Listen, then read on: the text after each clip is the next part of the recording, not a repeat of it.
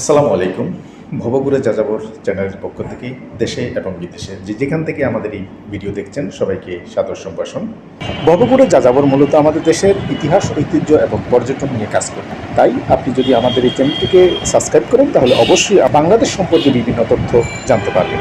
যারা ভবঘুরে যাযাবর চ্যানেলটিকে ইতিপূর্বে সাবস্ক্রাইব করেছেন ধন্যবাদ, যারা এখনো করেননি অনুগ্রহ করে আমাদের চ্যানেলটিকে সাবস্ক্রাইব করে দিবেন।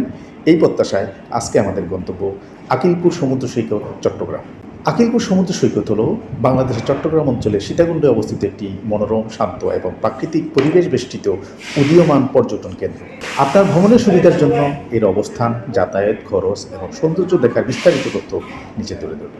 চট্টগ্রাম জেলার সীতাকুণ্ড উপজেলায় বাঁশবাড়ি ইউনিয়ন সংলগ্ন ছোট কুমিরা এলাকার পাশে অবস্থিত হচ্ছে এই আকিলপুর।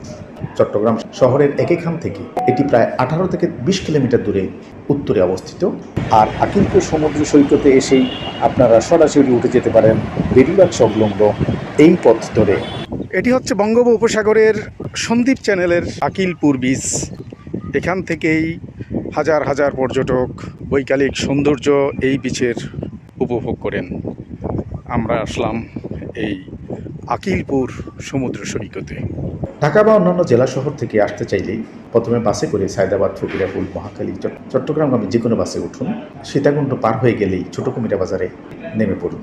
ভাড়া 500 থেকে 1000 টাকা। ঢাকা চট্টগ্রাম মহাসড়কের ছোট কুমিরা বাজার থেকে পশ্চিমে সাগরের দিকে মাত্র 1.5 কিলোমিটার থেকে 2 কিলোমিটার দূরে গেলেই এই সমুদ্র সৈকত।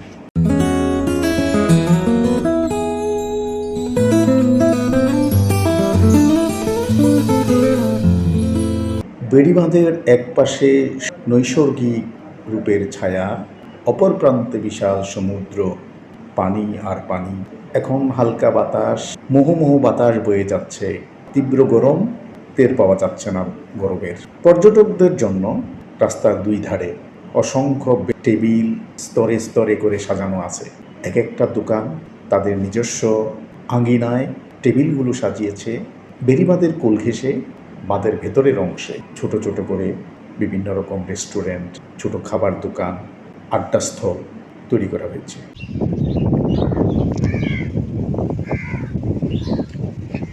আমরা একটু ভুল করে খানিকটা দূরে গিয়ে আমরা বাস থেকে নেমেছিলাম।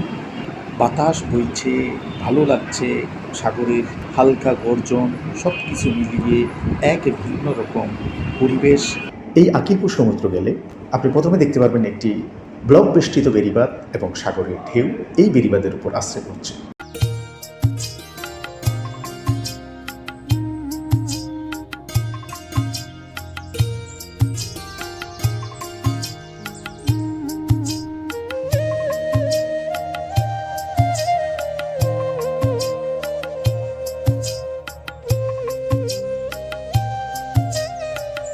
জোয়ার এবং ঝড়ের হাত থেকে উপকূলকে রক্ষা করার জন্য এখানে প্রায় 2 কিলোমিটার এলাকা জুড়ে বিশাল আকৃতির কনক্রিটের ব্লক বসানো হয়েছে। এই পাথর ব্লকের উপর বসে সাগরের ছোট ছোট ঢেউ ভেঙে পড়া দৃশ্যগুলো দেখতে পাবেন বেড়িবাঁধের উপর। তখন আপনার কাছে এক ভিন্ন রকম অনুভূতি জাগ্রত করবে। মনোরম সূর্যাস্ত। আকিলপুরের সবচেয়ে বড় আকর্ষণ হলো এখানকার সূর্যাস্ত। বিকেলবেলা যখন সূর্য সাগরের জলে হেলে পড়ে তখন পুরো আকাশ ও সাগর লাল কমলা রঙে রঙিন হয়ে ওঠে। সবুজ পরিবেশ এবং সারি সারি গাছপালা বাঁধের সুরক্ষা এবং সৌন্দর্য বৃদ্ধিতে উপকূল জুড়ে বিভিন্ন প্রজাতির গাছ লাগানো হয়েছে। সাগরের নোনা হাওয়ার সাথে সবুজের মিশ্রণ অন্যরকম প্রশান্তি দেয়। কোলাহলমুক্ত শান্ত পরিবেশ। পটুয়াখালী বা কক্সবাজার মতো এখানে কোনো অতিরিক্ত ভিড় বা বাণিজ্য চিৎকার নেই। পরিবারের সাথে নিরিবিলি সময় কাটানোর কিংবা ছবি তোলার জন্য একটি গুরুত্বপূর্ণ জায়গা। সৈকতের খুব কাছে রয়েছে ঐতিহাসিক কুমিরাঘাট, যেখান থেকে সন্দ্বীপ যাওয়া আসা স্পিডবোট সার্ভিস রয়েছে। দূর থেকে বঙ্গোপসাগর এবং সন্দ্বীপ প্রণালীর জাহাজের চলাচল দেখা যায়।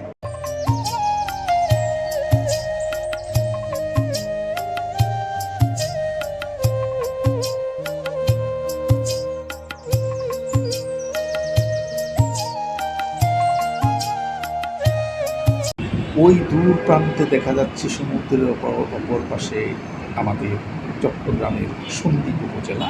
আপনারা যখন অবসর থাকবেন ব্যক্তিগত জীবনে প্রশান্তির জন্য বিভিন্ন এলাকায় ঘুরতে আসবেন, এতে করে আমাদের পর্যটন আরও বেশি সমৃদ্ধ হবে। স্বল্প সময়ের এই ভিডিওতে আমরা আপনাদেরকে চেষ্টা করলাম আকিলপুর সমুদ্র সৈকত সম্পর্কে যতটুকু সম্ভব দেখানোর জন্য। আমাদের এই ভিডিও এবং এই আকিলপুর সৈকত আপনাদের ভালো লাগলো। আমরা আশা করব আপনারা এই বিচে নিয়মিত আসবেন, এবং পর্যটনকে সমৃদ্ধ করার জন্য উৎসাহিত করবেন মানুষকে আপনার ভিডিও কিংবা বিভিন্ন ফটোগ্রাফির মাধ্যমে, বিভিন্ন সামাজিক যোগাযোগের মাধ্যমে।